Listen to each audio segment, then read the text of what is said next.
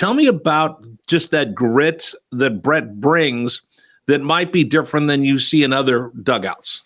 As a coach, it's interesting because he's kind of had to access this other part of his personality, which is very much there, but it's this more compassionate and empathetic side of him.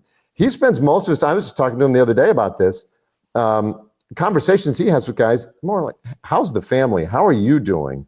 What's going on off the field? And how are you feeling when you're getting here to the ballpark? And so he's working a lot of that angle. That's a manager's job to a large extent as well. But I think as a hitting coach, he's just trying to find the human inside there, connect with them in a way that can engender a little trust in that he does know what he's talking about. And he does care for you, and he wants the best for you.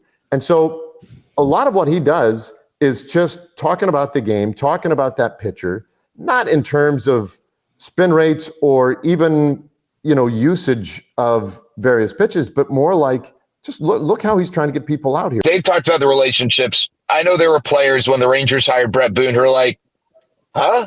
And they were skeptical. And honestly, and maybe this is just the world we live in, but for some of these guys, they don't even, when they hear the name Bret Boone, it doesn't register to them that this is a guy who at one point was one of the best hitters in baseball. They hear the name, they maybe weren't as familiar with the resume. And for the ones who were familiar, what you said earlier, he does a podcast, that's what qualifies him.